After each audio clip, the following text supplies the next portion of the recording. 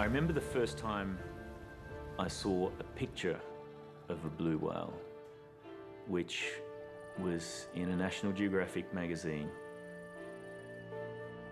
A drawing of the whale and then a tiny human standing beside it. This thing was bigger than any dinosaur. And as an 8-year-old, I couldn't imagine that there was anything that big. I'd followed them since childhood with the absolute design to go and film them myself at some point. And that was 40 years later.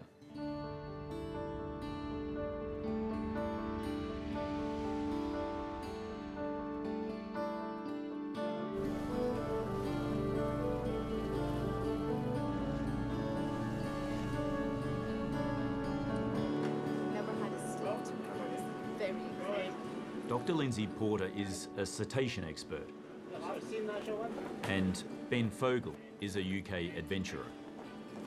So Lindsay, just tell me what kind of whales in particular are we looking for?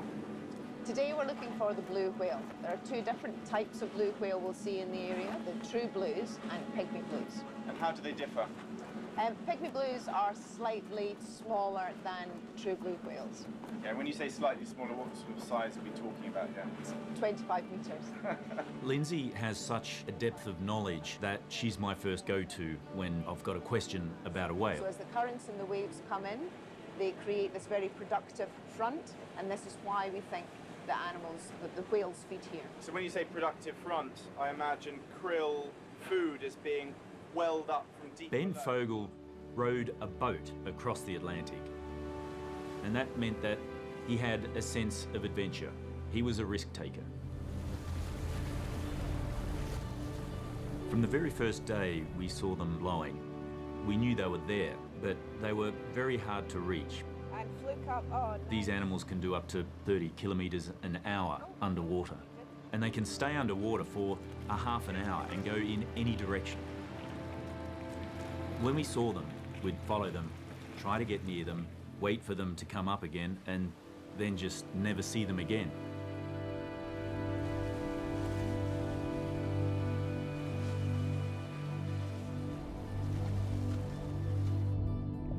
Tell me what I should be listening out for. For whales, you need to listen for a low frequency monotone. And for dolphins, oh, can you hear it right there? The high-pitched whistles? The high-pitched whistling, that's dolphins. That's the dolphins? That's the group of dolphins we just passed, yeah. How far away do you think they are now? They'll still be within a kilometre. That's a long way for it to go. It is a long way, yeah. It's a big ocean, they've got to talk to each other over distance. Isn't that incredible? We travelled up and down, 50 miles off the coast for 2 weeks, trying to get close to these animals. We ran out of time. We started heading back to port. Oh, look, look. At 2 o'clock, and another blow 4, and it looks like he's going to fluke up and dive. So he'll probably be down for another 10 minutes or so.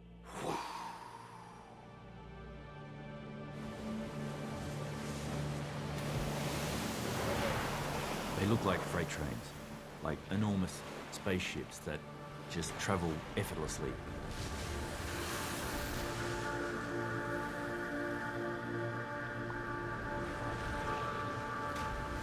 Every piece of them looked like something I'd seen on a re-engineered on an aircraft or on a supercar. When they fluke, they arch like that. Their tail comes up vertically and drops straight in the water, and you can barely hear a sound.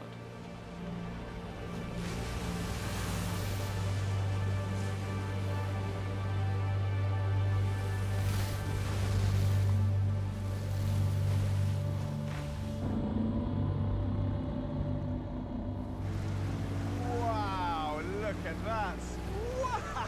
Wow! That is just beautiful.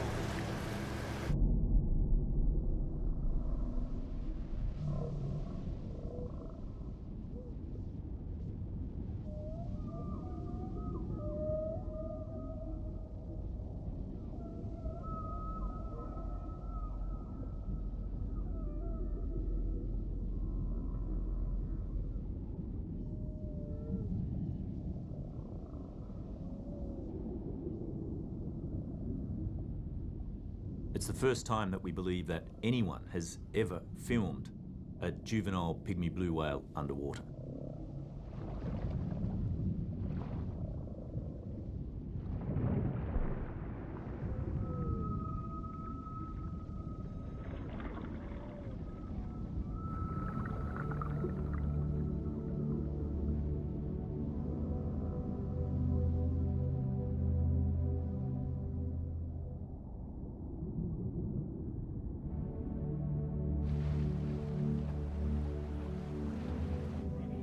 What do you think it's from, Alex?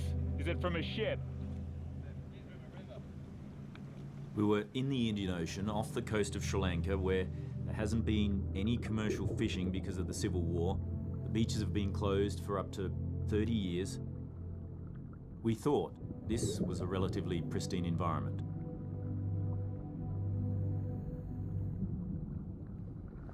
Floating on the surface, the metre below, was just this horrible, crappy, emulsified mess of oil and bits of, it's horrible.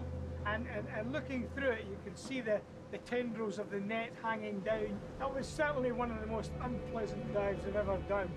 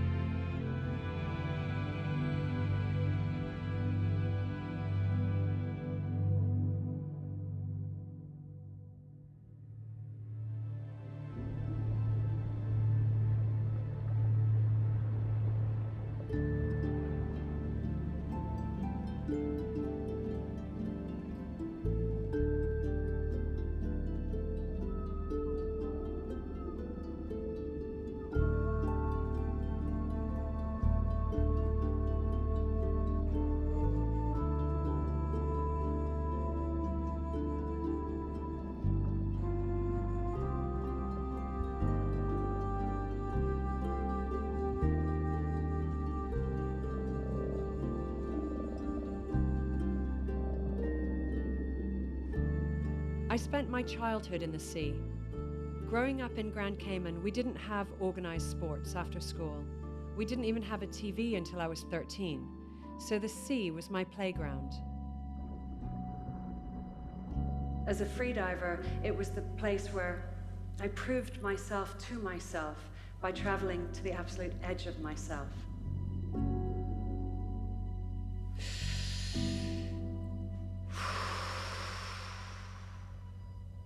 I need to put as much oxygen in my blood as possible so that I can hold my breath for the 3.5 to 4 minutes that the dive is going to take me.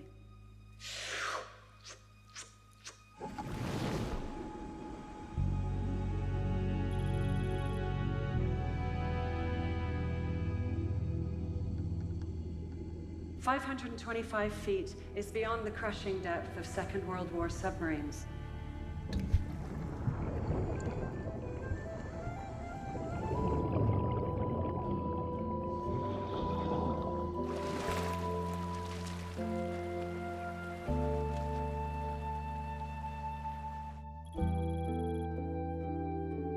In pushing so hard, I learned about limits.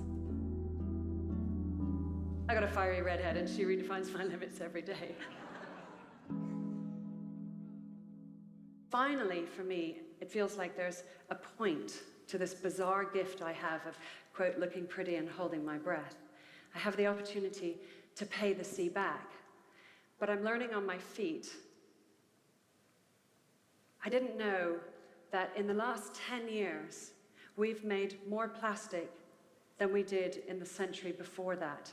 Half of those plastic products are considered disposable.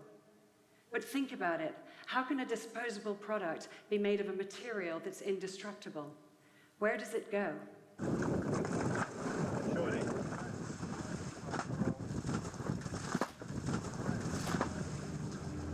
This is a Brutus whale. It's dying, taking its final breaths. It was found to have 6 square meters of plastic sheeting inside it. It couldn't eat and it died of malnourishment. Its digestive system was blocked and it died a terrible, painful death.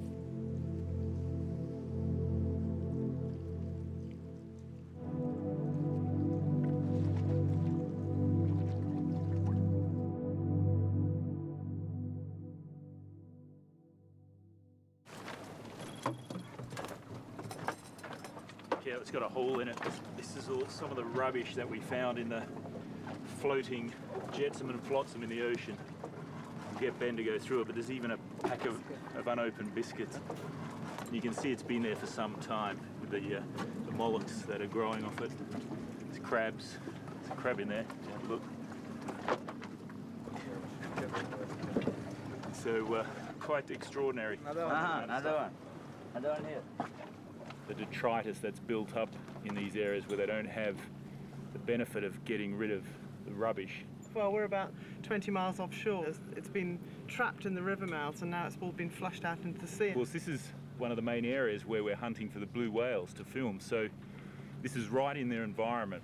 They feed by opening their mouth and just sucking up whatever's in their path. They take in hundreds of gallons of water, they express that water and they feed off the krill and tiny fish. But they can't tell the difference between krill and plastic. Disposable lighters. They just say, you know, this is never going to degrade. These are going to be floating there for a very long time. They'll break down to very small particles, and that's if some large marine mammal doesn't come along and swallow them whole. It's got nowhere to go. This is where it lives now. Well, to contrast that area of affected ocean by those plastics with the virgin blue water that you find very close by, well, there's just no comparison. The animals of the world deserve the blue ocean, not that sort of shit. I started to wonder what's happening in oceans elsewhere on the planet.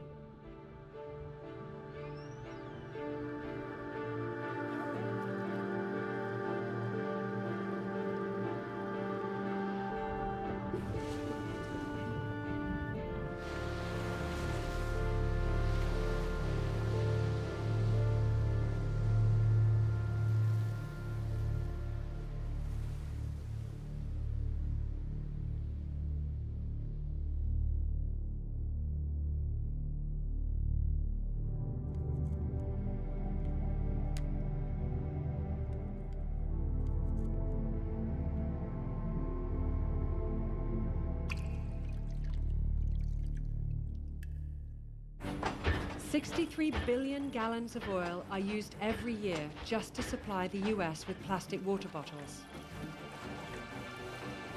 The US alone throws away 38 billion bottles every year. That's 2 million tons of plastic going into US landfills. And that's only from water bottles. In this year alone, every single person on the planet will use and dispose about 300 pounds or 136 kilos of single-use plastic. Plastic is wonderful because it's durable, and plastic is terrible because it is durable.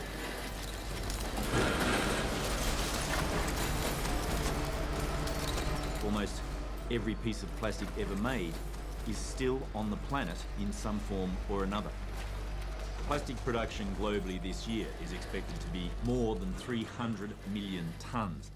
Half of which we'll use just once and then throw away. By 2050, when the population explodes to almost 10 billion people, it's expected that plastic production will triple.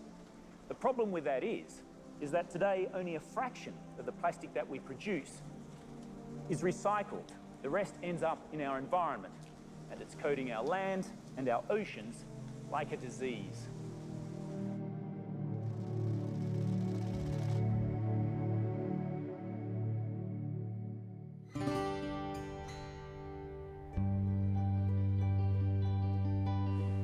Tasmania smells like freshness. It smells like salt spray. Primitive, it just smells natural. It has the cleanest air and water measured anywhere on the planet.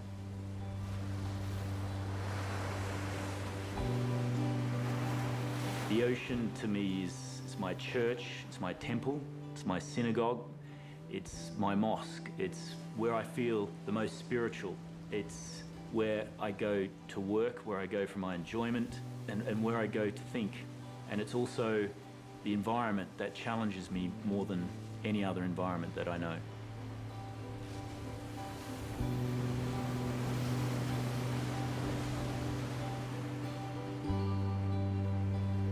Growing up, my world was exploring the rock pools, tiny little fish that I could catch and study and release a day later. My mother was very caring and very supportive of anything that we wanted to do. And she picked up very early on, I think, my fascination with wildlife. I'm fourth generation journalist.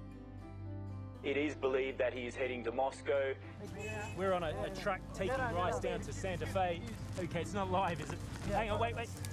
Whoa. Further outside Kathmandu you travel, the worse it seems the damage becomes. Small villages like this one, Sangku, stood no chance against the moving earth. These rescue teams have been unable to access inside this city.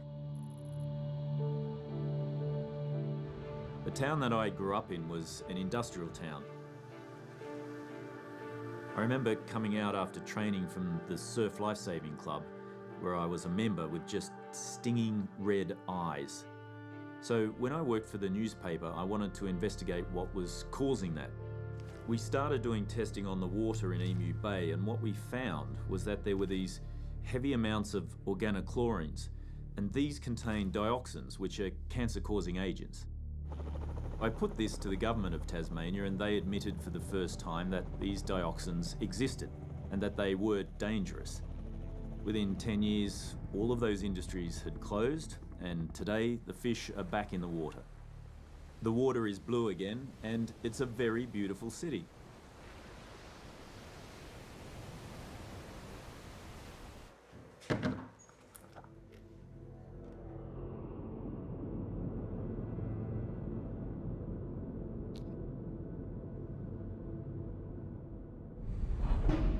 We think that when we put something in the trash, or when we just toss it from a boat or on a beach, that it goes away. We're now free of the plastic. Over 80% of ocean plastic leaks from land-based sources. Even if you don't live near the ocean, chances are your plastic garbage has found its way to the sea. The Great Lakes in North America are a good example. 80% of the litter along the shorelines of these majestic lakes is plastic. What trash doesn't remain on the shoreline or sink into the lake sediment flows through the canals and river systems, through the St. Lawrence Seaway, and into the Atlantic Ocean. These Great Lakes are just one example. This level of plastic debris is found all around the world.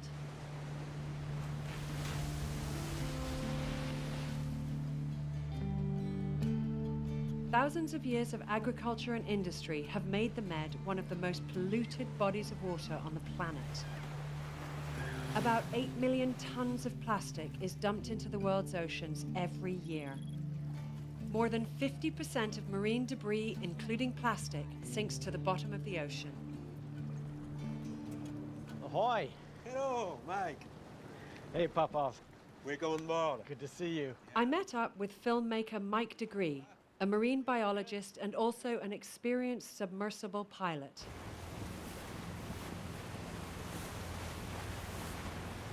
It'll be interesting to see just how far-reaching it really is to be this far offshore and see whether the plastic that we know is coming from that direction is winding up out in the depths out here, right?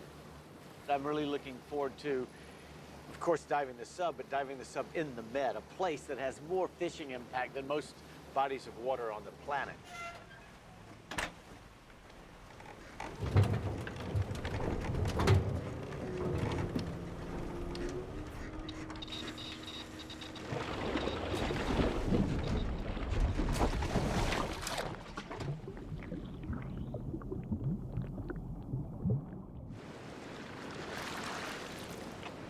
Remora pour surface, il faudra évoluer sur plus profond et on va continuer à essayer de voir si on peut trouver des plastiques en descendant un peu.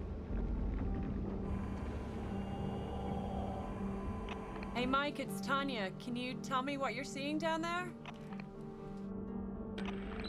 You turn the light on and you're descending through these particles.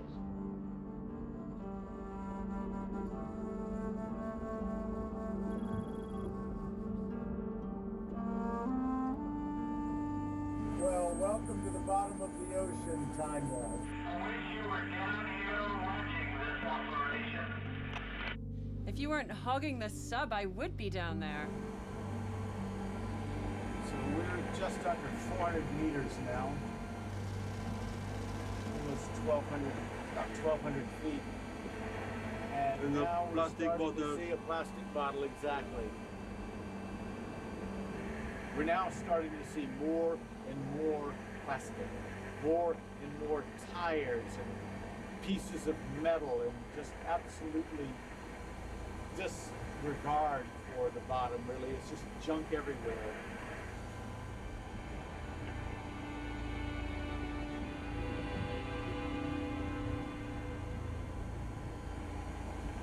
Fishing line is a really dangerous thing to see in a submarine. You can get entangled in it and stuck to the bottom. Not a good thing. Tanya, this is Remora.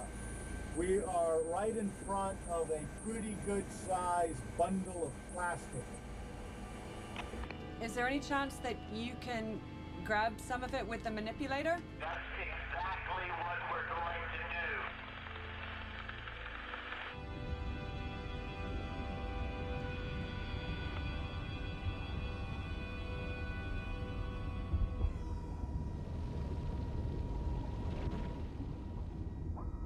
It looks like a lift bag. So on dit un lift bag? It's a what? C'est les parachutes de... C'est les parachutes, c'est des systèmes d'écoute pour sous-marins ou tout comme ça. We saw unexploded bombs, old parachutes, and plenty of plastic rubbish. Our scientists commissioned a small, remotely operated vehicle to travel over 1.5 miles down to the deep trenches.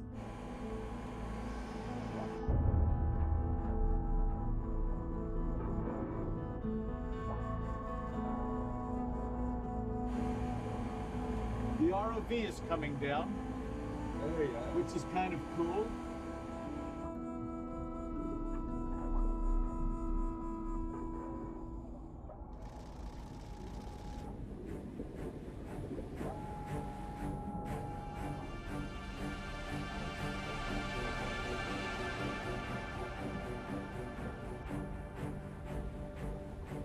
Here, where the daylight never reaches, the eddies and currents have collected scores of plastic bottles. This plastic could remain here forever.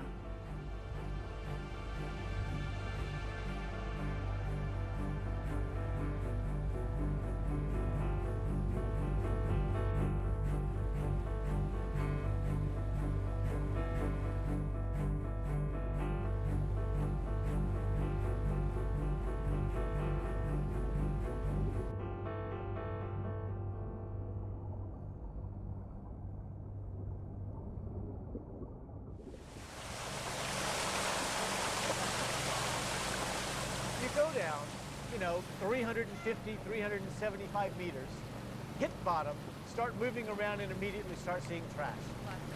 Plastic. Where in the world can you go anymore and not find plastic?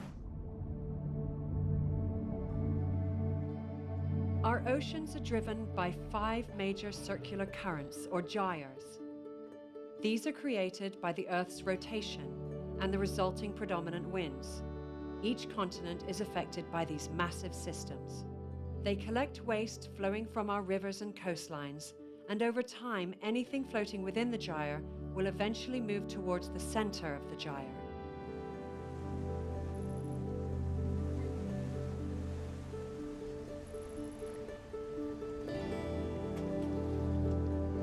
Our producer Joe Ruxton was familiar with the story about a huge floating island of garbage twice the size of Texas in the North Pacific. Joe joined Dr. Andrea Neal and her team on an expedition to this great Pacific garbage patch. So we're deploying the Manatrol, and we're going to look for fine particulates and debris. This mesh here is 333 microns, which is in the size range of zooplankton. The manta trawl captures material on the surface. It will take anything the size of a pinhead or larger.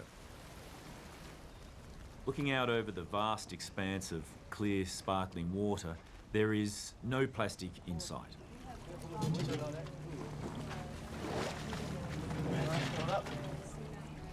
The contents of the trawl are emptied and floated. The tiny pieces of plastic then reveal themselves to Joe and Dr. Neil. Scientists estimate that there are more than 5 trillion pieces of plastic afloat in our oceans worldwide. There is no floating island of plastic. What exists is far more insidious. What exists is a kind of plastic smog. These tiny pieces of plastic that are floating on the surface of the ocean come from larger pieces. Over time, the sun's ultraviolet light, ocean wave action and salt break it up into smaller pieces called microplastics. Microplastics have rough, pitted surfaces. Waterborne chemicals from industry and agriculture stick to microplastics, making them toxic poison pills.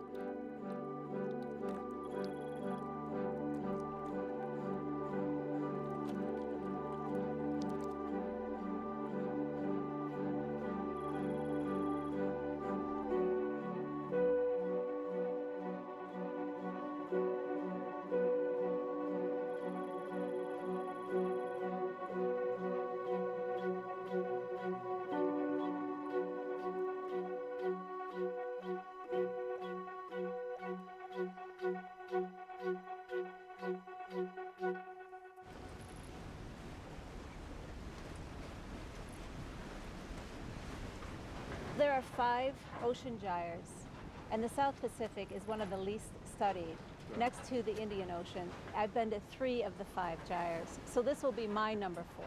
So let's go fishing for plastic. All right, let's do it.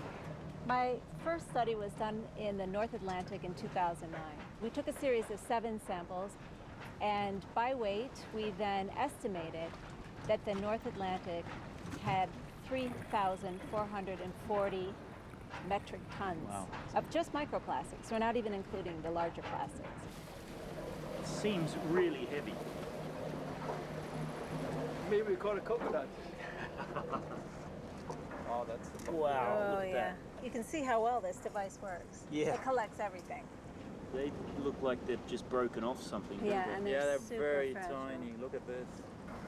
Michael, I think we found our first noodle. Yeah, Okay. exactly what that is. Pre-production pellets. Those things float all around the world, don't they? That's right. What does it look like to you? It looks like a little egg.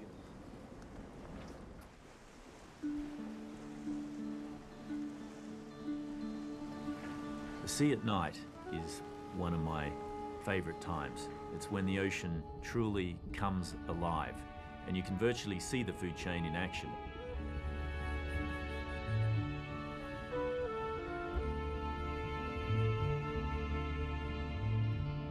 Zooplankton feed on phytoplankton, small fish feed on zooplankton, squid feed on small fish, and so it goes on, up and up the food chain.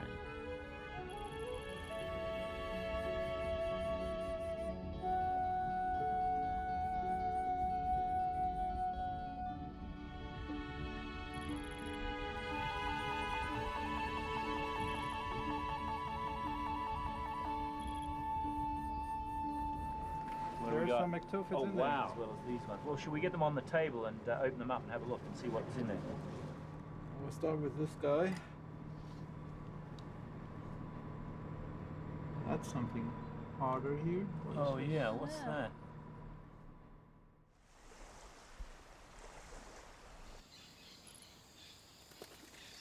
This is the very first sample we did, and it was a night trawl so that we could catch lanternfish. After I dried the sample, I hand-picked the pieces of plastic. This is what we found. So what this means is the feeding that's occurring on the surface of the ocean has these plastic fragments floating around and is actually intermixing in the food chain. You know that plastic doesn't degrade. And most of the time we say it breaks down, but that's probably not an accurate way to say it. It actually breaks up, so it's more proliferated, and when it's proliferated, there's more opportunities for plastics to be ingested. Many of the marine creatures eating this kind of plastic are in our food chain. Does that mean then that this plastic is getting inside of us? The problem is these plastics adsorb chemicals that are free-floating in the ocean. So when the fish eat the plastics, those toxins then migrate from the plastic into the mussels or the fats, the parts that we like to eat in fish. Building up in the fish then as they eat more and more of them. And so that's the part we like to eat, and that's where these chemicals migrate to.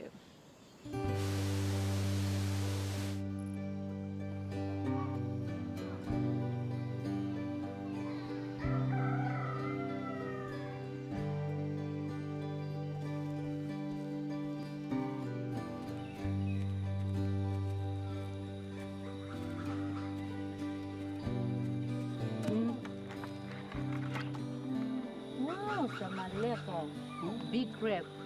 Nice, eh? The prawn, eh? Ay, chinamo.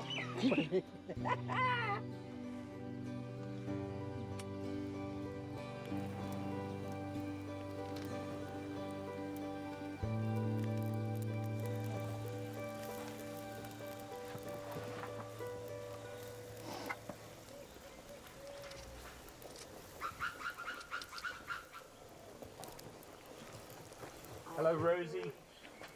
Hi. How are you? I'm the Bula. Hi, Bulas. Salota. Dinner. What are we cooking? We're having taro leaves with fish in coconut milk. That's a very traditional Fijian village dinner. Yes, it is. It smells really good, except for the smoke. Yeah. Just really making my eyes water in here. Did you light your fire using plastics for this fire? Always, yes. And you do that every time you cook food? 3 times a day. Instead of buying kerosene, you use plastic because it's easier to burn. Much cheaper. Much more easier cheaper. to find. It's free. Very much, and it's free. I'm feeling that in my eyes. Do you feel that affects you in any way? You start having problems in breathing, and you have problems in coughing, and sometimes you can have headache. But it doesn't really bother us because we've used that for a long time. So you're used to it? We're used to it. Yeah, whereas I'm not, which is why I'm crying right now. You're crying, and I hope you're not crying because of me. There's no chance. I'm crying because I won't get to try this food. What I'd like to do is bring back a scientist, if we can, and do some measurements on the smoke and just see what kind of chemicals are being released from the plastics as you cook. Would you let us do that? Yes, of course. And then we can have a look at maybe some of the health implications of starting the fires with the plastic. Yes, I think that's a good idea.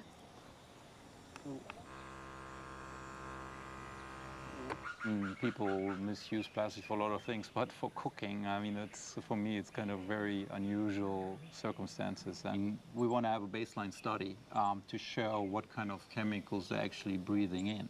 Because the lung is an interface between that air, what we're breathing in, plus the smoke, and our blood system, and then so we get it in our systems. What did we find today then with the experiment that you did with this device? I'll show you.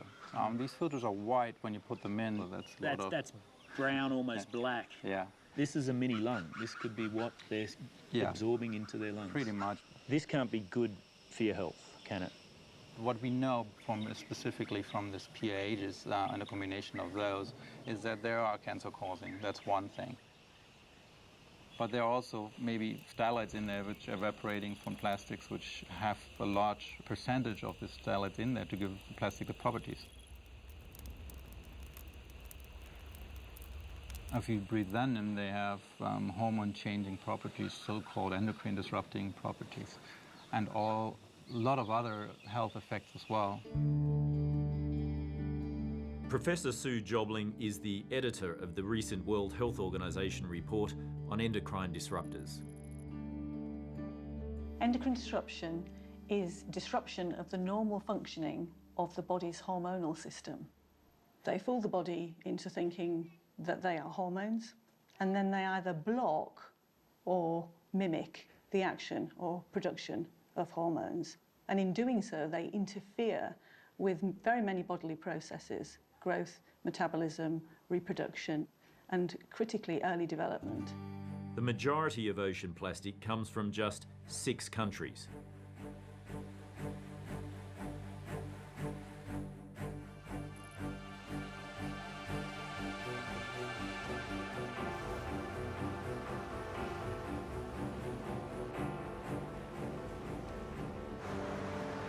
RTHK News.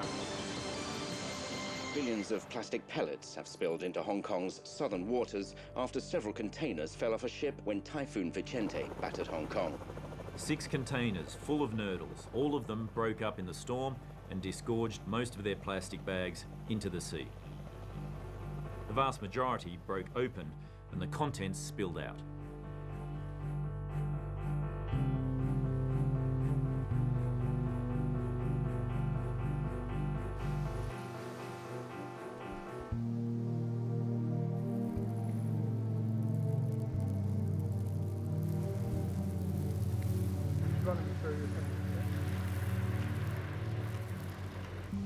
Just plastic pellets everywhere.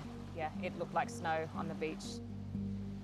On the neighbouring Lamra Island, they found tons of this stuff that had come ashore. It seems the company that made the nurdles has unwittingly put their signature on it. Sinopec, a giant Chinese oil company that makes nurdles for distribution worldwide.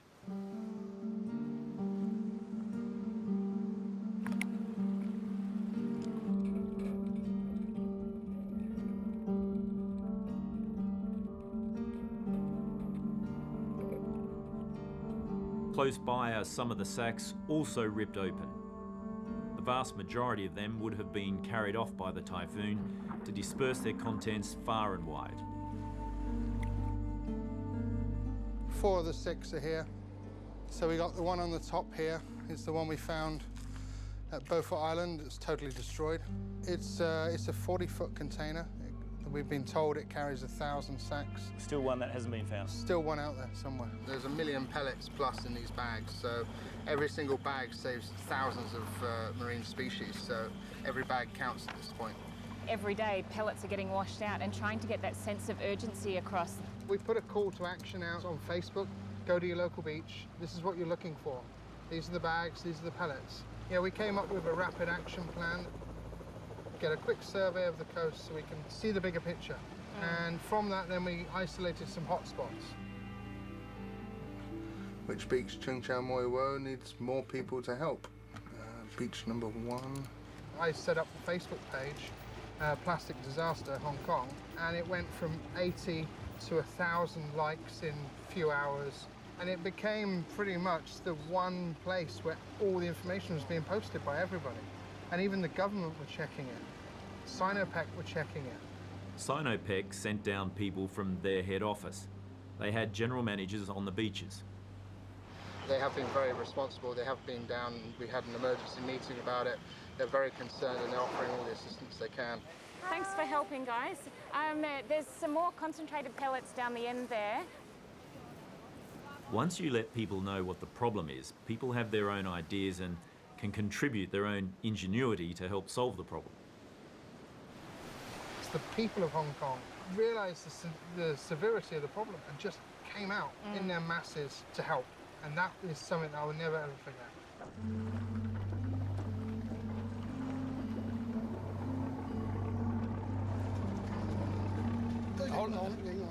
Yingheng.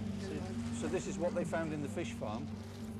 The pellets like this floating in the sea, and then they found the bags.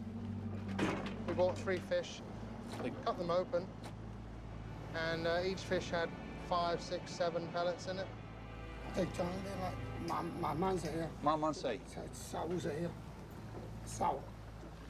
Because they can't ingest anything, they can't take in any more food?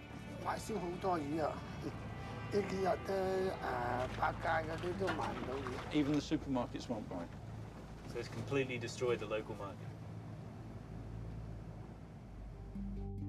In a recent study published in Scientific Reports, UC Davis researchers examined 76 fish slated for human consumption in Indonesia and 64 in California. They found that in both groups, roughly 1/4 had anthropogenic debris in their guts. The researchers found plastic in the Indonesian population and plastic and textile fibers in the American one. When sampling blue mussels at 6 locations along the coastlines of France, Belgium, and the Netherlands, microplastics were present in every single organism examined.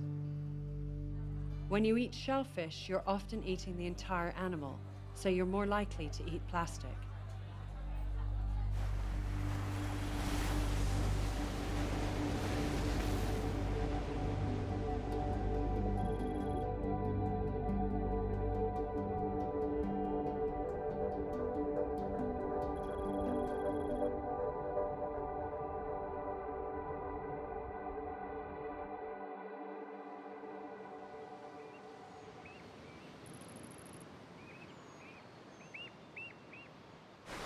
Lord Howe Island is a World Heritage Site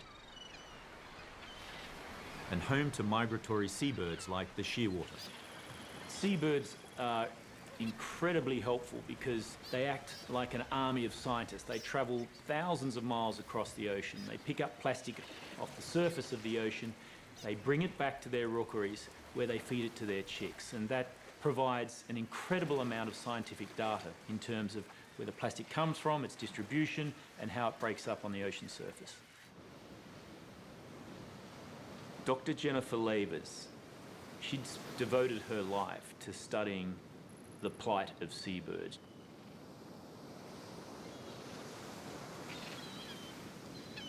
Shearwaters are incredible birds. They migrate thousands of miles, stopping only here to breed.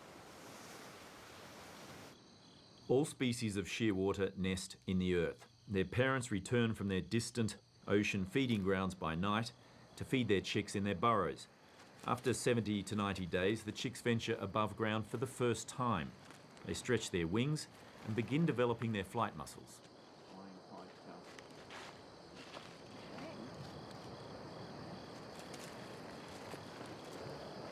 We're going to put some ambient temperature salt water, just like he would normally be fed by his parents. And Ian's just going to hold the mouth open here, and I'm going to put the tube down into the stomach if we can get him to cooperate for a moment. Have you ever received serious injury from one of these? Indeed, have I ever. More than I can possibly count. Depending on how full his stomach is, we could be here for a little while.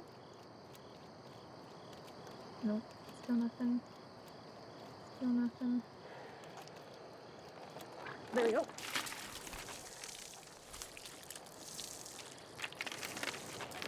Whoa, look at that. Need to get some of the oil and stuff out of the way. Very slippery with all that oil in it. Yeah, that's a lot of plastic, isn't it? Yeah, and some interesting colours. So the red is quite uncommon. It looks like we've got quite a few of the resin pellets, the nurdles, lots of microplastics. There's no way at 935 grams that he would be able to take to the air. But make a bit of a note, he's got some damage to his lower mandible. 41.7.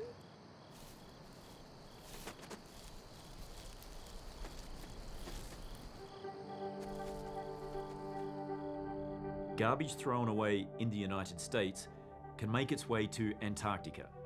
Plastic in our coastal waters is pulled into the centre of massive wind-driven, churning circular gyres. There are many other ocean currents also diverting the trash all around the surface of the ocean. In reality, it's just one ocean with no boundaries.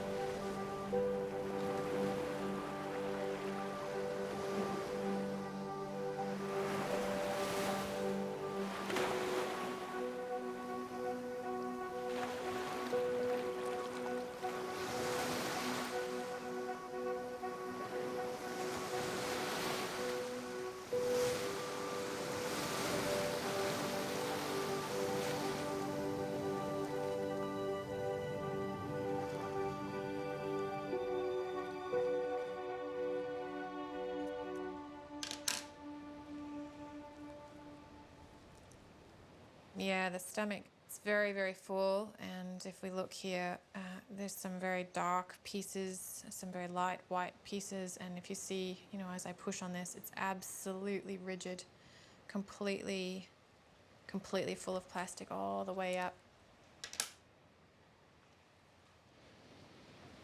Oh, look at that. Absolutely no doubt that this bird died as a result of that plastic. That is literally a gut full of plastic. It's quite alarming, isn't it? Oh, that's awful. Range of plastic types and colours. We've got everything from the blues and the reds His to the stomach's just filled with it. Big pieces too. big Like sharp heavy. pieces.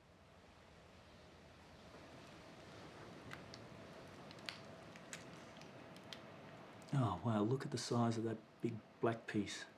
That is an enormous piece of plastic.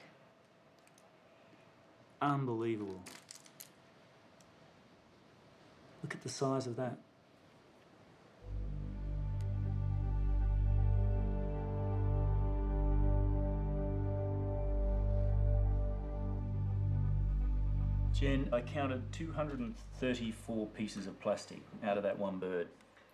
Is that a record? Not even close, unfortunately. So for this species, the record is 276 pieces of plastic inside of one 90-day-old chick. And that plastic, when we weighed it out, accounted for 15% of that bird's body mass. So that's a pretty scary statistic. If we translate that into human terms, it gets even worse. That would be equivalent to you and I having somewhere around 6 or 8 kilos of plastic inside of your stomach. It's equivalent to about 12 pizzas worth of food inside of your stomach.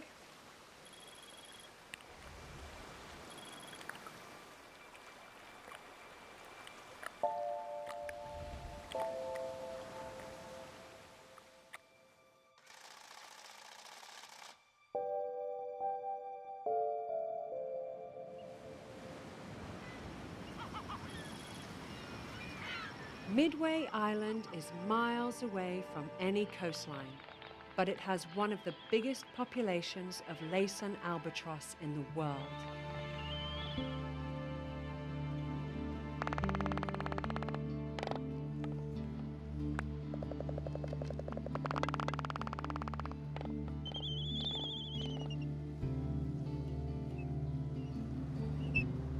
Like the shearwater, their parents have traveled thousands of kilometers to find food.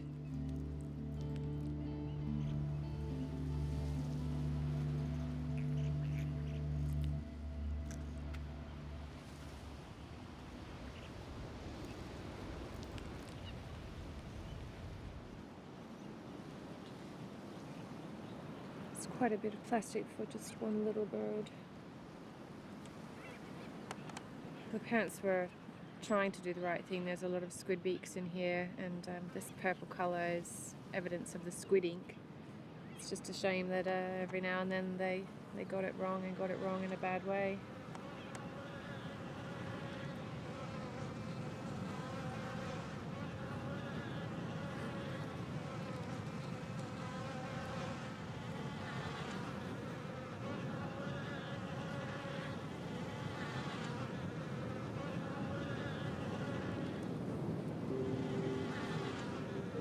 To try and wrap your mind around the condition of this animal and the quality of its life really is quite an overwhelming thing.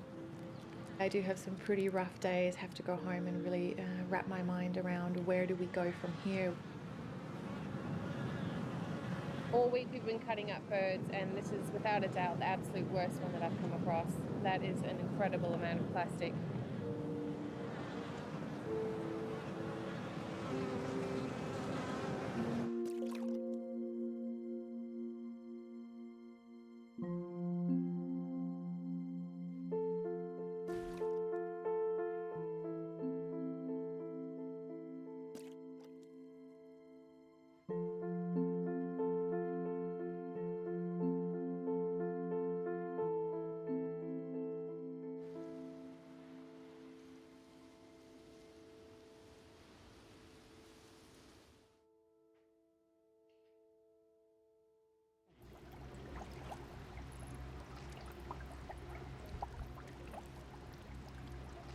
I've come to Asanara, a small island off the northern tip of Sardinia, to meet with Cristina Fossi, a professor of ecotoxicology at the University of Siena.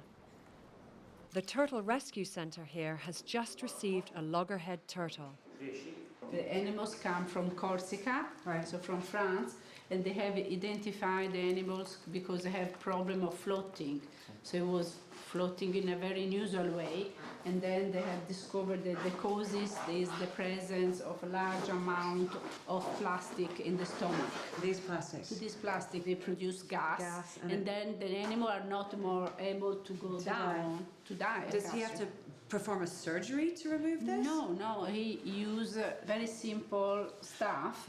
One that was used to remove the gas from the intestinal tract. Then he used it's an antibiotic, a normal antibiotic, in order to save the animal to infection. And then the last point was to use a fat diet. Treat the gas, get everything moving, and get it out. Yes. So commonly, plastic bag that's floating on the surface can be misunderstood as a jellyfish. And then we can eating days after days. Plastic bag or other pieces of plastic, obviously the consequence at the end can be lethal for the animals.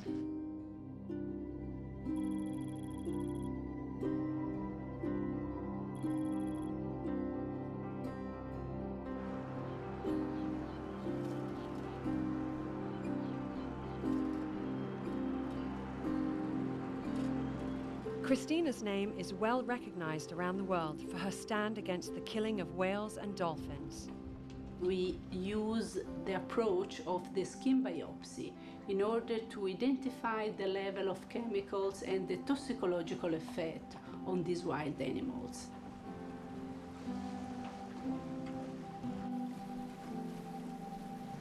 Today we are moving on the Gulf of Asinara, try to see some bottlenose dolphin, then we collect some microplastic samples.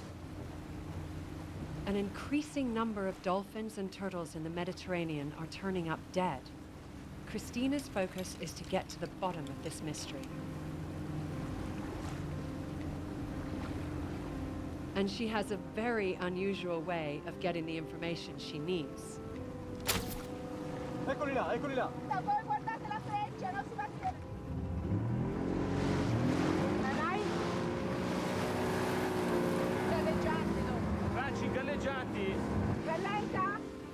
How can you get a tiny piece of blubber from whales and dolphins without hurting them?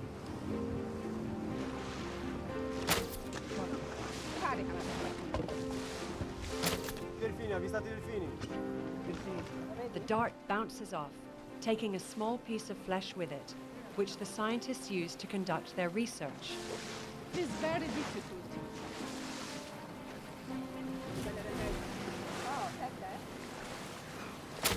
No! Forse l'ho preso! It may be, I don't know, but...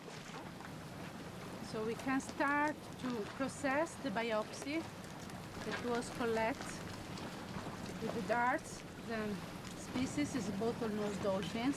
That's one of the common species around the coast. And we suppose also one of the most polluted ones. You expect that you're finding derivatives from plastics in the blubber of these animals because they're consuming other animals that are directly consuming the plastics. Exactly. And so if the plastics are in the food chain for the dolphin, they're also in our food chain. Exactly.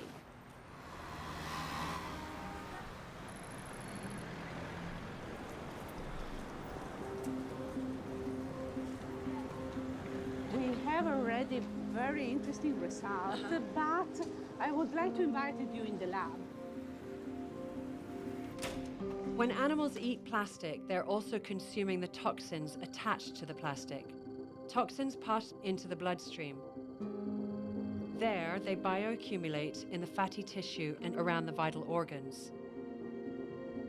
When animals use the stored fat, the toxins circulate around the body, interfering with reproduction, metabolism, growth, kidney, and liver function.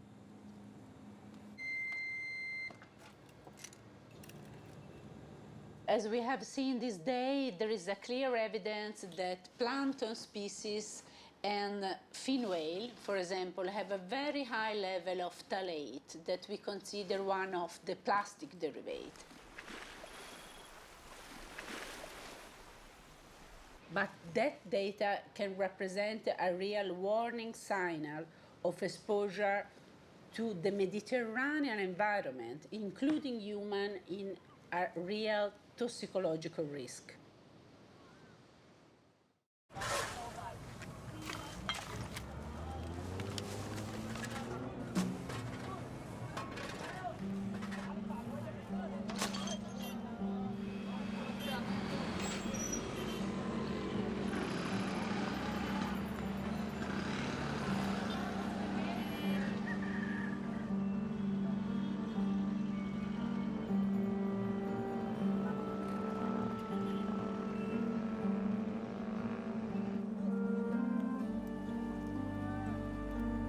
Smoky Mountain 1 operated as a 2 million metric ton waste dump for more than 40 years.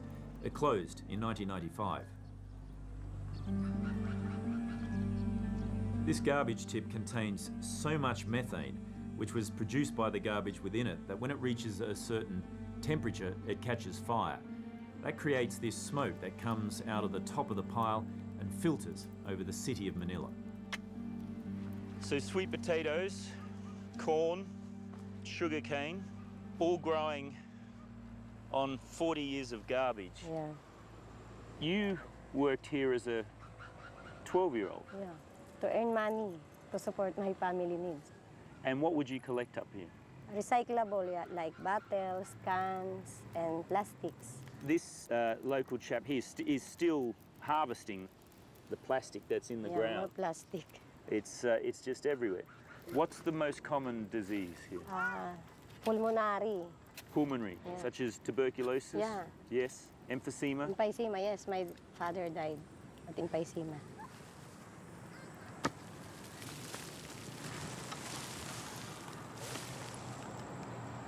No one knows how much plastic has accumulated in the sea in the last 50 years, but one thing is sure, the pace has picked up. The world of plastics is present everywhere. Yet this presence is but a premonition of a future world. Our children will see a bit of that world, and our grandchildren will not see the end of it.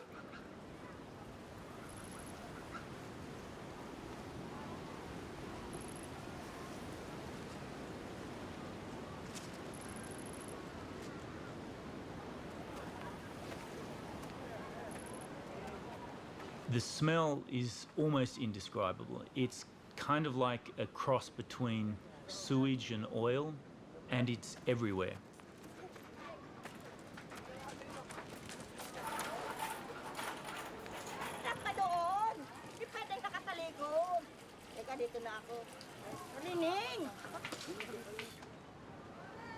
The ground, to within 2 inches above it, is covered in flies.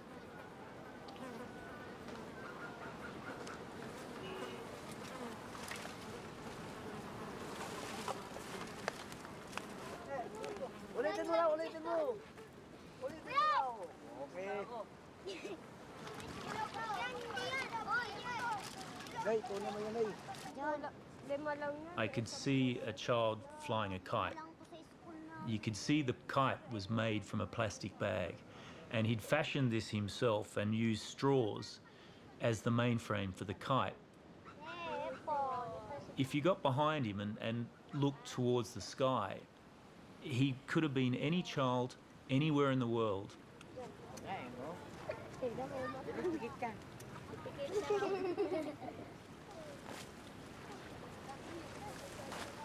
Every time it rains here, every time the wind blows offshore, the sludge, the plastic from all of that rubbish ends up straight in Manila Bay, and I guess into the stomachs of whatever marine animals are still able to survive in the bay. A lot of plastic here. I guess a lot of this is brought in by the river. Yeah, it came from the Pasig River, and also it's being washed up by the ocean during typhoons. And most of the people living here also throw their garbage in this area because there are no garbage collectors coming in the area to collect the garbage. How much waste, plastic waste, is put into the waterways here? Do you have any idea?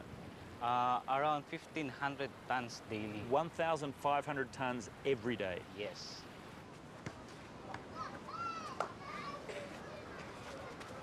One more. Ready? You go now.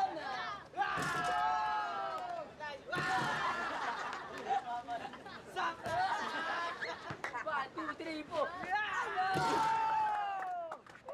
Thank you. I have to say, you're all much better basketballers than I am. I'm so bad. Again. I'm sorry. I'm no good at basketball. You're very good at basketball. This guy. Thank you. Very good. Do you all live here? Yeah. In Pier 18? Oh, yes. And you play basketball all the time? Yeah. Do you go to school? Yes. No. No? Yes? You go to school? You don't go to school? No? No? So what do you do during the day? Go scavenger work. Scavenging? Yeah? What do you scavenge for? This. The plastic? Plastic. Ah, and what do you do with the plastic once you... Scrap, go to the shop. Yeah? And what do they give you for the plastic? Money. Money? Is it good money? What kind of money? Naira. 150. Yeah? Is that 1 day. for 1 day? Yeah. And what do you do with the money? I'm give my mother. Your mother? Yeah. Yes? And what does she do with the money? Buy the rice. The rice? Right, so you can play, grow up, be healthy, play good basketball. Show me, give me a shot.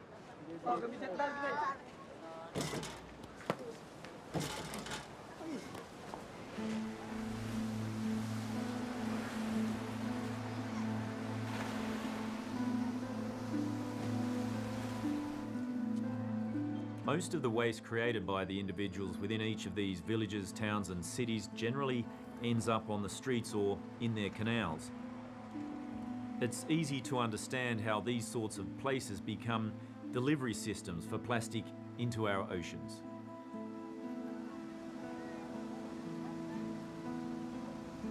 I understand that this was 10 feet deep in plastic. Literally 10 feet of plastic that was pulled out of this canal. First we dredged, but when we realized that we're digging down to China, we stopped. What we did was to cover it up with good soil and garden soil, and then we put up the cocoa pillows. It's made from coconut husk, and then we spread it up until there. We vegetated it and the vetiver grass. The plants take the rest of the waste out of the water. Yes. And now we've got fish swimming. And turtles. Wildlife, so it's clean enough for animals to live in now. Yeah. Is it drinkable? Not yet. Not yet. Not Working yet. on that one. Working on that one. And so you're going to do this project now throughout the canals and river systems of Manila? Yes, with the same idea of putting bioremediation and phytoremediation together.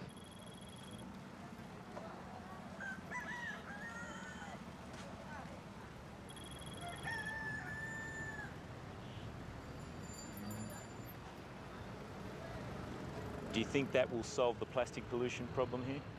The one that will solve the plastic solution is the behavior of the people around the estero. So maybe we'll start with that first, and then we'll solve everything else afterwards.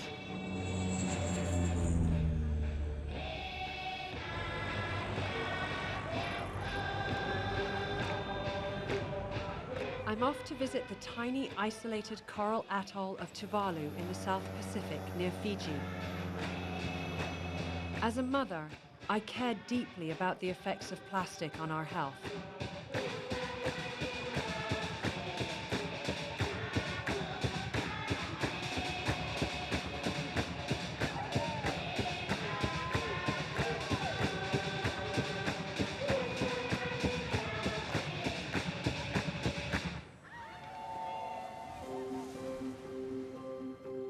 Tuvalu gained its independence in 1978. It began importing foreign goods and food, and with that came plastic. I realized just how tiny this nation was when I flew in over the atoll. Tuvalu is a microcosm of the entire planet, and they have nowhere to put the plastic. During World War II, in order to build an airstrip for the Allies in the Pacific Theater, large quantities of coral were dug up and carted off to be crushed and mixed for the tarmac. Gaping holes left behind are called borrow pits. They were never filled back in and are now used for refuse.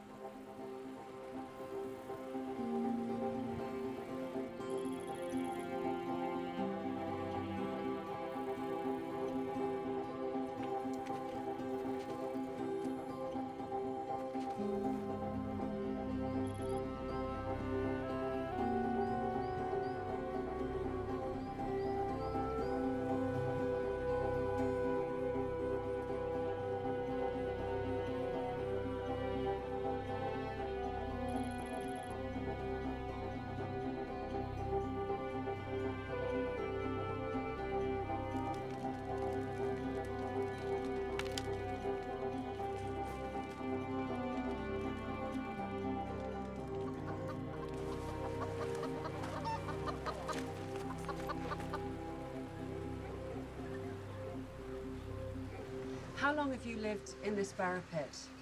25 years. 25, so you're 25 years old? Yeah. In your 25-year lifetime, have you seen the amount of plastic in your surrounding community increase? Yeah, very increase. Before, in my early childhood, I don't see any plastic because we don't use to import packaging plastic. Tell me what it was like growing up here as a child. We always swim at the barrow pit. We don't know that there is effectiveness to us. We just swim and then we go. We like fishing. You used to fish out of the barrow pit and eat the fish, but you don't do that anymore? No, we don't eat the fish. We just feed the pigs. You feed the fish to the pigs? Yeah. What kind of health problems are you seeing people suffer from? Flu. Some people, they get cancer. And then some people, they don't pregnant. People in the barrow pit are having problems conceiving? If things don't change in the barrow pit, but the people stay here, what do you think will happen? I think they get disease and they don't want to leave. Like, this is a nice place, but because of that importing packaging, they destroy our paradise. And I want a good future for my children, because I love my children.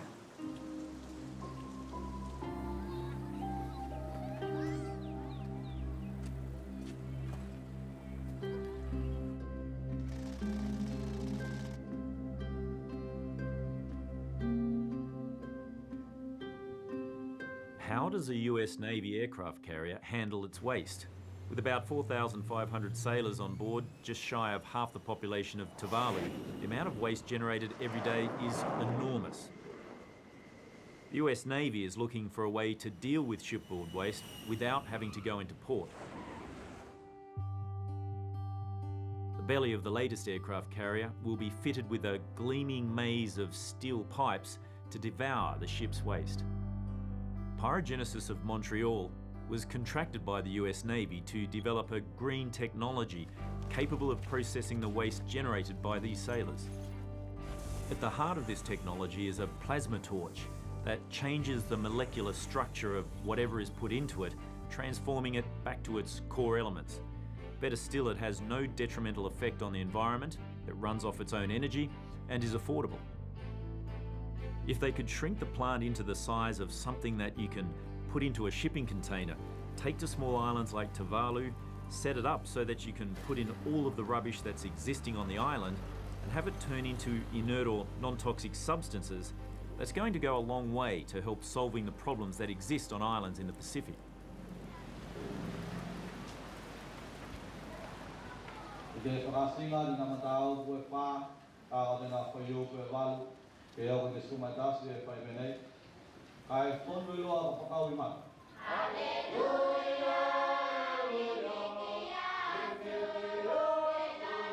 If an innovative, workable solution like pyrogenesis is not implemented in places like Tuvalu, the quality of life will continue to decline. The island will eventually be choked by its own plastic waste.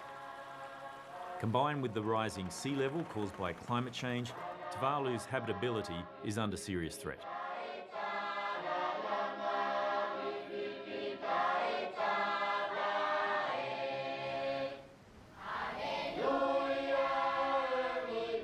One of the kids we've befriended here, Dieter, has developed a pretty bad lingering cough. We think his problems might be linked to a hobby he shares with his friends, making jewellery out of melted plastic.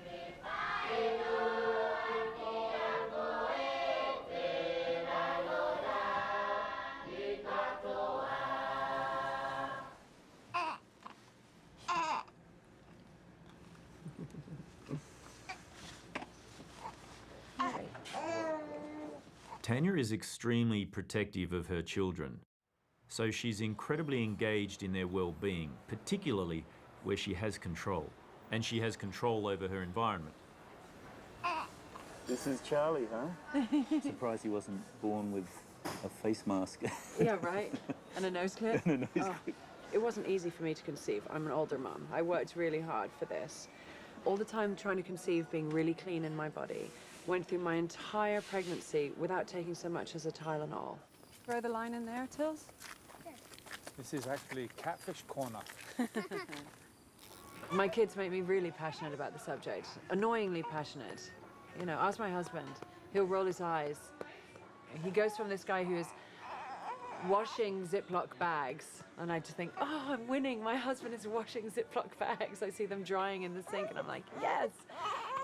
But then he'll forget, and I see, you know, plastic wrap over a food, and I'm like, no. No, you've had a very healthy lifestyle. You haven't been able to control every aspect of it. So the likelihood is he may have plastic in his system. It's terrifying. It's awful, and you know, it's made me question sometimes, gosh, is even having children the right thing to do? I'm still very, very motivated to obviously do the right thing by myself and my family, but also to try to incite change where I can as an environmentalist, as an activist. I'm optimistic because it beats the alternative.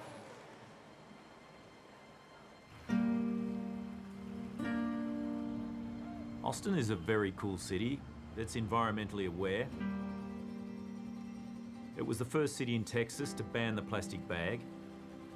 It's an oasis of eco-friendly people in a state that's headquarters for the largest oil companies and petrochemical plants.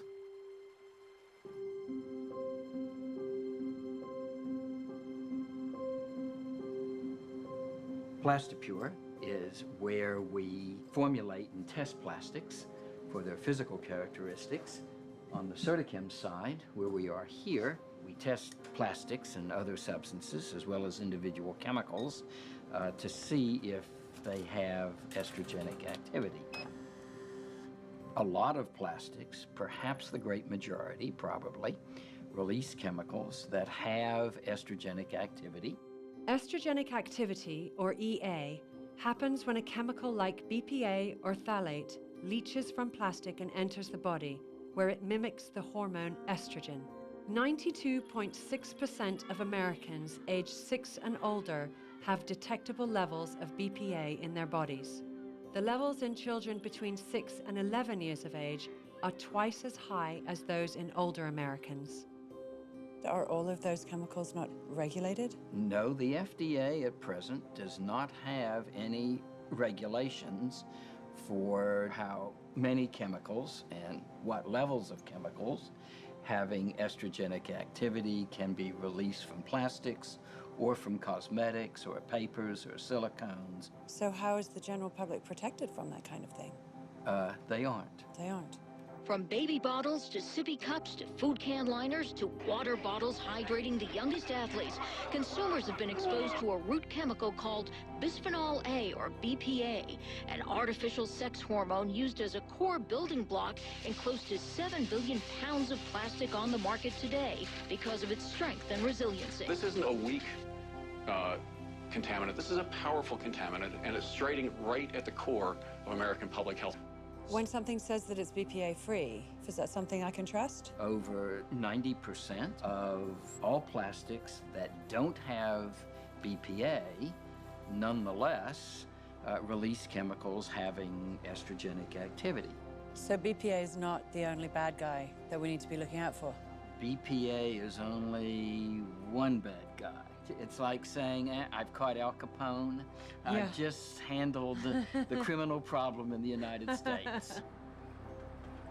We do quite a bit of this testing to see where the issues are, but we also use that data to help manufacturers make safer products. Right. The average consumer goes, "Pali wada wada?" You know, I don't get it. Just tell me what is the right one, what is safe, what isn't. But when we look at baby bottles, we have to look at all the different components that come in contact with the milk or with the baby. All of the hard and clear materials that we've tested leach these estrogenic chemicals. Other things like the nipple are generally made from silicone or latex. Latex always, from our test, has come back positive for EA, and silicone generally is positive for estrogenic activity. And stainless steel is obviously, as I thought, a better option. If it doesn't have a liner, Stainless steel, it tends to be fine, and glass tends to be fine.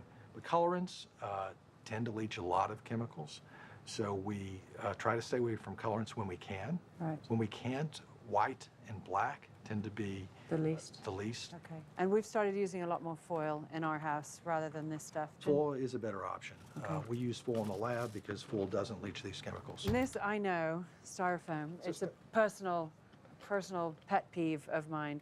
The likelihood is estrogenic chemicals will leach out of styrene products. Cold fluids, anything. Likely hot fluids would increase the amount of leaching, but it would still be leaching something. The majority of plastics increase the release of chemicals having estrogenic activity after they've been exposed, particularly sunlight. How do you not consume it? You can't go anywhere without seeing food wrapped in plastic. You can't go to a restaurant without, takeout boxes being in plastic, hot foods going into plastic. My answer there is, well, demand safer plastic. So what we're going to do is go inside a couple of restaurants and ask them about, we'll ask them for food and see what they can give it to us in like plastic containers. Hello, how you doing? Good, how are you? I'm not too bad. Can I get the power plant? Can I get a small berry blast? Hello there. Can I get an orange juice, please? What can I get you for lunch today? I'm getting the BLT. A BLT. Do you have anything not wrapped in plastic? I have nothing to do with the food. Do you have anything other than plastic to put it in? No, you can buy our giant little reusables. Yeah, but that's still plastic. Without the plastic lid's fine. Is that paper? Yes. It is, great, yeah. Do you have anything other than plastic? We have that one in a cold press. It's actually exposed to less oxygen, so it's a way better juice with twice the amount of vitamins and nutrients. That sounds really healthy. Yeah, it's the way to go for the balance. Yeah, that sounds great. Cool, man. But do you serve it in anything other than plastic containers? We have them made at our central kitchen every morning. Yeah. And they bring them to us on the cold press juicer. Yeah. So it's ready to go, bottled for convenience. But that's in plastic, yeah? Do you have something not plastic? No. And you serve all your drinks in plastic cups as well? Yes, sir. Keep the straw, because that's plastic. I'll have to leave it then, I think. Yeah? Yeah. Okay, that's okay. Yeah? Yeah. Okay, well, thanks very much. Yeah. All right, what can I get you? Yeah, I felt like I was a bit of an eco-warrior. Tell me, what's my food wrapped in? It's not plastic, is it? I'm going to die of something. Yeah, but do you want to die early or late? My boyfriend actually tells me every single day of my life to not be drinking water bottles from my car, but if I'm thirsty, I'm thirsty. Do you know what? He's right. And you've got that wrapped in paper. That's good. That's impressive for a takeaway place. Take a salad and stick them in like a few of these. Yeah, that'd be better than sticking it in plastic. If you could put it maybe between two paper plates, it's just all the chemicals in this that get into the food, and you've made such a great sandwich by the look of it. We gave in to the sales hype of the 50s that plastic was disposable, that we could throw it away. There is no away.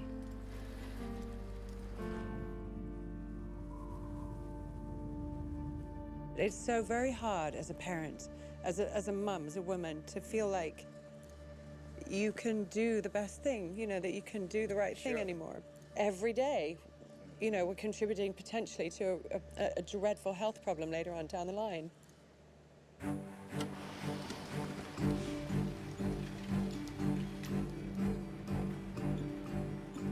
Now, there's nothing else to put it in. Beep, beep, beep. What this white stuff is like the worst of the worst. Like a rubbish bin, the Earth is filling up with the stuff. There is nowhere else to put it. That's why, as much as possible, we choose foods and drinks that don't have plastic around them. It starts with the individual, and it starts with us. What do?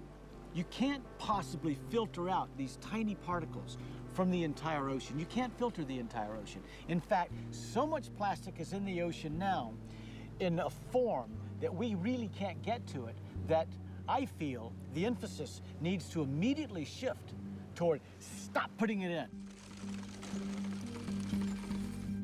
Mike Degree is right, but how do we get to the point where we can stop putting it in?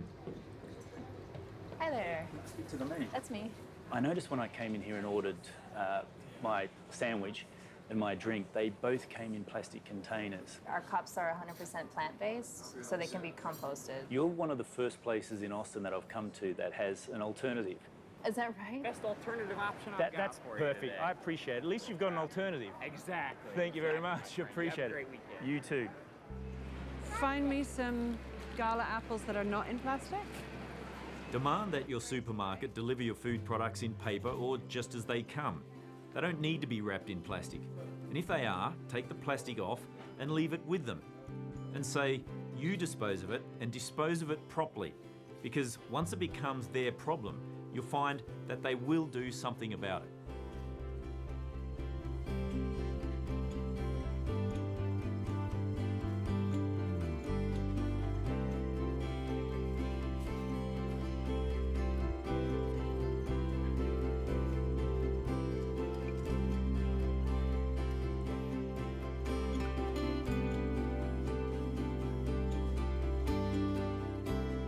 Don't put your plastic rubbish in a dumpster where you know it's going to landfill. In 1991, Germany became the first country in the world to pass packaging laws forcing plastic manufacturers to be responsible for the recycling or disposal of any packaging material they sell. The industry set up a company to oversee plastic waste collection, recognised by the green dot. When I was a kid, we used to run around the neighbourhood collecting glass bottles to take to the store to collect the 5-cent refund that we'd get.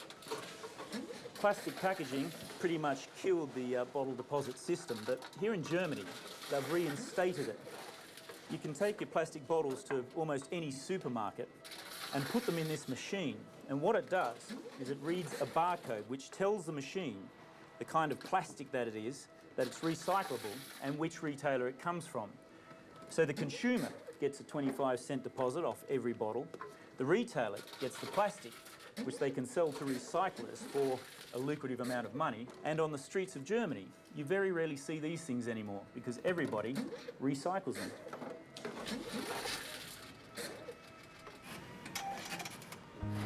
The Germans demonstrated that there is profit to be made. Today, recycling is a lucrative industry.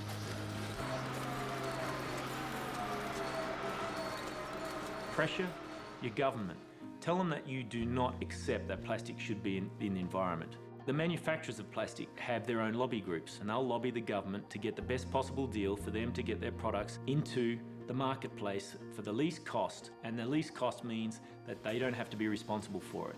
If they manufacture it, they should be responsible for its collection and for its proper disposal. We will all be better off if less plastic is manufactured in the first place. Scientists are already calling for governments to reclassify plastic as a hazardous substance, because then existing laws about hazardous substances will already be in effect. Plastic bags and water bottles are the worst single-use offenders. What if we ban them outright to stop that vicious cycle? Rwanda is one of the very few countries that has banned plastic bags. Rwanda being agricultural country whereby we don't have a lot of industries. We have tried to assess the impact of plastic bags on our soil, specifically, and on our animals, specifically livestock. Then after the assessment, we have decided, why do we keep this when we know very well the negative impact of it? I think it's a shocking waste of valuable resources that these materials are being put in the landfill. They're so much more valuable. If we put them in a landfill, the cost in Europe is round about a minus £100 a tonne, $150. But as a useful plastic, it could be worth plus $1,200, $1,500 a tonne. So it's a huge difference in value. We actually have the answers now to recycling most plastics, and the challenge really is to get everyone on board with those ideas, and also to get the collection infrastructure going right so that we get big volumes coming concentrated in one place so that people can then have the confidence to invest in the recovery technology. Once sorted, recycled plastics are brought into factories like this, where they can become part of a circular economy, cleaned of labels and processed into newborn nurdles, ready to be sold once again. As recyclers, we think governments could do more to encourage development of circular supply chains. A lot of recycled plastics can be used back, as we say, in closed loop, back in the same products, and that's happening a lot with bottles and pots, tubs and trays from the packaging stream. But there are plenty of other outlets where a short life item, like a piece of packaging, can go into a long life application. For example, in construction products, in automotive and in making cars and trains and aeroplanes and things like that, where you can get the performance of the recycled polymer just as good as virgin material that's come out of the ground. You can take it from a bottle one day to a shirt the next day.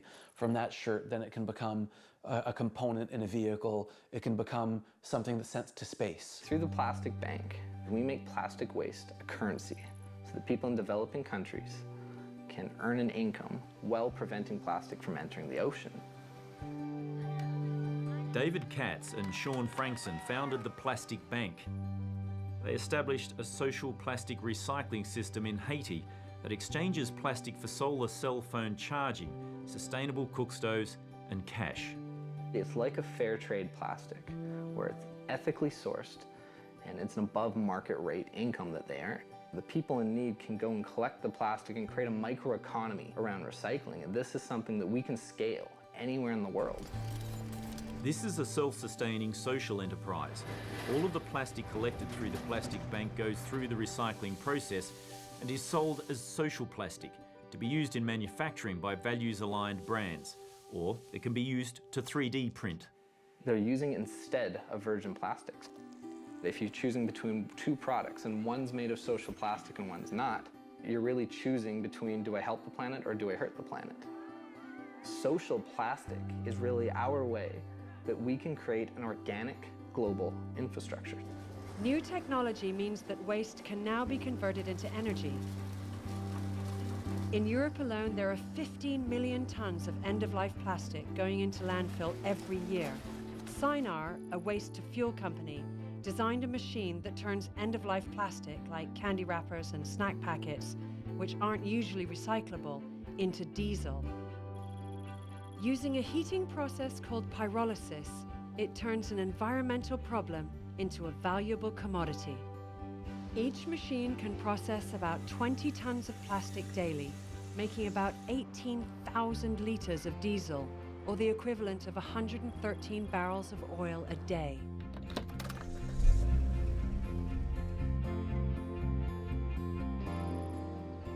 Islands like Lord Howe manage their plastic waste with solutions that match the way they live. There is no burning and there is no landfill on this island. Food waste, the garden waste, paper and cardboard gets composted.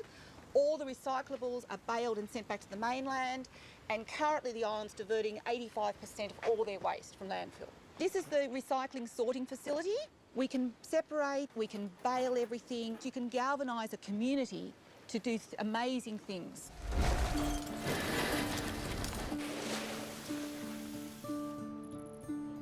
The whales are diving into a sea of plastic bottles, and the bottles were collected from the Bristol 10K race. It was important to the artist Sue Lipscomb to make this sculpture out of sustainable materials. She used recycled plastics and locally grown willow. There are 70,000 bottles. That means in some way up to 70,000 people have contributed to this art.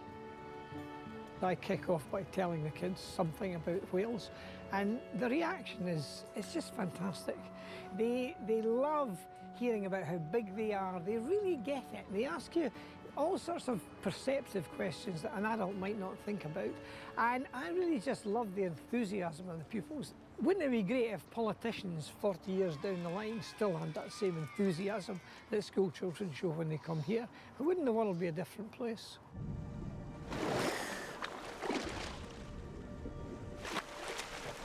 We've treated the ocean as a place to throw things, dispose of things that we did not want close to where we thought we lived.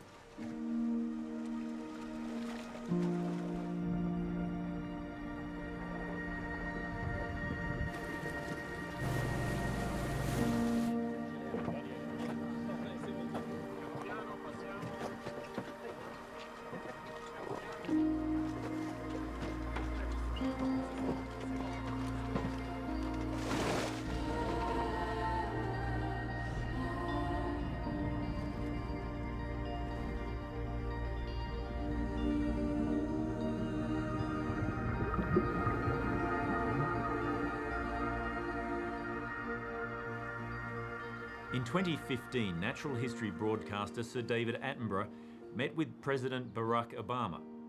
Obama, who spent his boyhood in the natural splendour of Hawaii, grew up watching Attenborough's films. What we're seeing is global trends that depend on the entire world working together. Yes. My daughters, I find, Malia and Sasha, they're much more environmentally aware, this generation, than I think some previous generations. They think it's self-apparent that we've got a problem and that we should be doing something about it. I absolutely agree. And the young people, they care. They know that this is the world that they're going to grow up in and they're going to spend the rest of their lives in. Right. But I think it's more idealistic than that. They actually believe that humanity, human species, has no right to destroy and despoil regardless. Right. They actually feel that very powerfully. They do. The whole of the ecosystems of the world are based on the healthy ocean. And if that part of the planet becomes dysfunctional, if it goes wrong, then the whole of life on this planet will suffer. The whole planet is where we live. There is no away that you can put things and expect that they're really away. This phrase, not in my backyard. The ocean is everyone's backyard or front yard or living space. No matter how you look at it, this planet is governed by the blue part. The world truly is mostly a blue place. I'll be just as worried about Tilly and Charlie when they're in their 70s and 80s and I'm long gone. I still want them to be healthy and certainly not suffering the effects of any decisions that I made.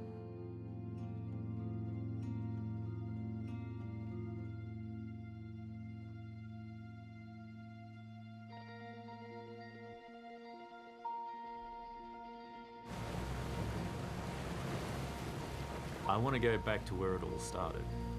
I want to go back to the whales. I want to go and find the juvenile that we first saw. If whales could talk to us, I imagine they would ask us, what were we thinking? Every other species on the planet works towards the benefit of the ecology and environment that it lives in.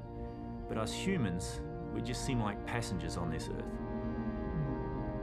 I want to say to the parents of the juvenile, I'm sorry. I'm so sorry on behalf of humanity for putting plastic into your home.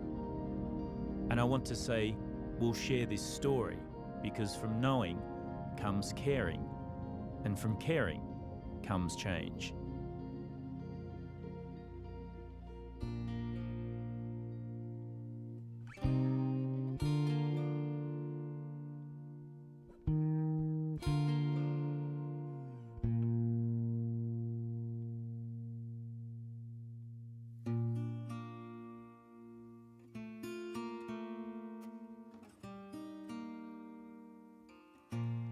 The water is wide, I can cross o'er, and neither have I wings to fly. Build me a boat that can carry two, and both shall roam, my love and I. A new horizon beckons us as we look out across the sea, and we are called to do our best and be the most that we